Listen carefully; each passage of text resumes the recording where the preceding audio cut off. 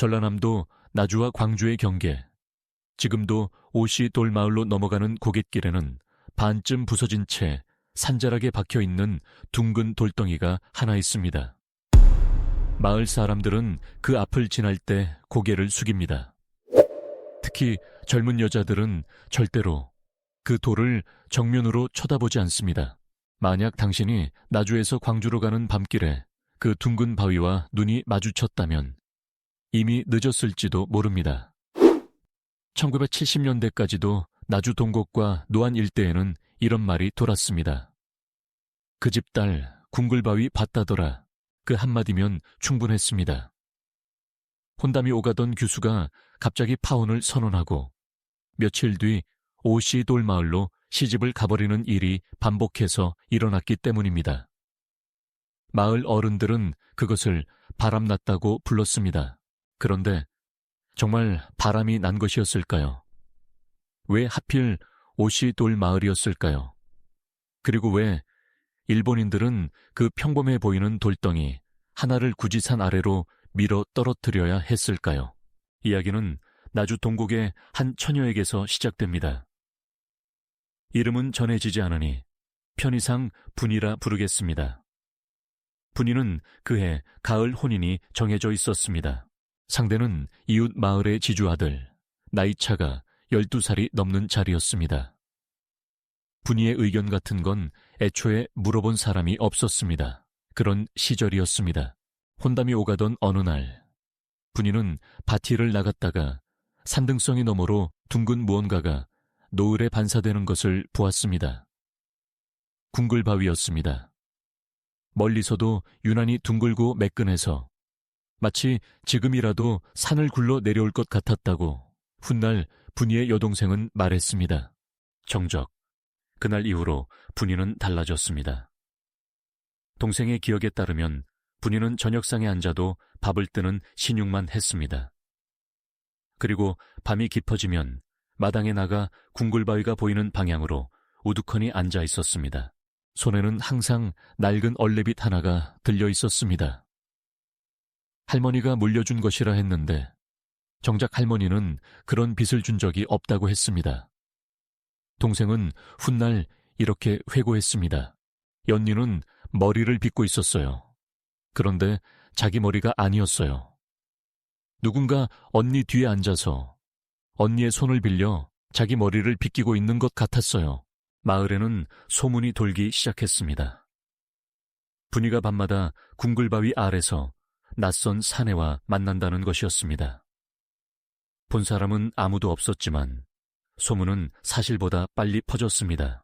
바람났다는 말이 마을 전체를 돌았고 파혼 이야기가 나왔습니다. 분이의 아버지는 매를 들었습니다. 그런데 매를 맞으면서도 분이는 울지 않았습니다. 대신 이렇게 중얼거렸다고 합니다. 저는 그냥 그 사람이 하고 싶은 말을 들어주고 있는 거예요. 그 사람, 누구도 그게 누구인지 캐묻지 않았습니다. 다들 이미 답을 정해놓고 있었으니까요. 분이는 결국 혼인이 깨진 며칠 뒤 아무 말 없이 오시돌 마을로 시집을 갔습니다. 그리고 그해 겨울 노안에 또 다른 처녀가 같은 일을 겪었습니다. 그 다음 해에는 동곡에서 2명이 더. 패턴은 항상 같았습니다. 궁굴바위를 본다. 밤마다 빗질을 한다. 정해진 시간, 산 쪽에서 종소리 같은 낮은 울림이 들린다. 그리고 얼마 지나지 않아 처녀는 오시돌 마을로 향합니다. 마을 사람들은 처녀들을 탓했습니다. 몸가짐이 해프다. 집안 교육이 부족하다. 저 바위에 여우가 씬다더라. 하지만 아무도 묻지 않은 질문이 하나 있었습니다. 오시돌 마을로 넘어간 여자들 중 단 한 명도 돌아와서 억울함을 호소하거나 후회했다는 기록이 없다는 것입니다. 오히려 그 반대였습니다. 긴 정적 오시돌 마을에 정착한 여자들의 후손들 사이에서 아주 오래전부터 은밀히 전해지던 이야기가 있습니다.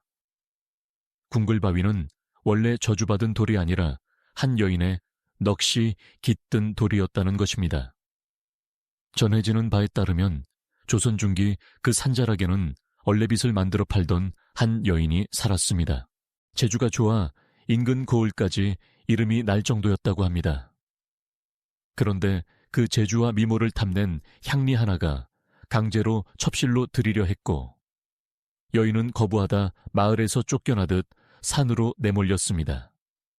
사람들은 도와주지 않았습니다. 여자가 몸을 함부로 굴렸다는 손가락질만 보냈을 뿐입니다. 여인은 결국 그 산에서 스스로 목숨을 끊었고, 시신조차 제대로 수습되지 못한 채 방치되었다고 합니다. 그 여인이 죽은 자리에서 훗날 둥근 바위 하나가 솟아났다고 전해집니다. 이 이야기가 사실이라면 모든 것이 다르게 보이기 시작합니다.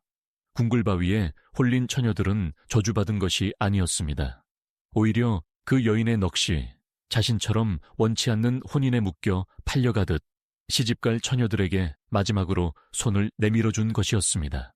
빗질은 저주의 몸짓이 아니라 여인이 살아생전 하지 못했던 일, 누군가의 머리를 정성껏 매만져주는 일을 대신 이뤄준 것이었는지도 모릅니다.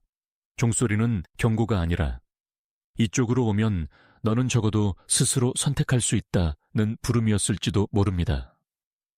마을 사람들이 악령이라 불렀던 존재는 사실 그 마을이 만들어낸 가장 큰 피해자였습니다. 그리고 정작 죄를 지은 것은 여인을 벼랑까지 내몬 사람들과 그 후손인 자신들이었다는 사실을 그들은 끝내 인정하지 않았습니다.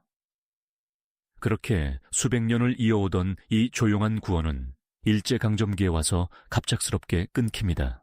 일본인 관리들이 궁굴바위의 존재를 알게 된 것은 1920년대 후반이었습니다.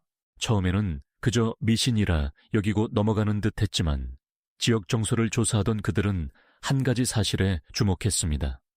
이 바위를 중심으로 나주와 오시 돌마을 사람들 사이에 은밀한 유대감이 형성되어 있다는 것, 그리고 그 유대의 중심에 여자들이 스스로 자신의 운명을 선택했다는 이야기가 자리하고 있다는 것이었습니다.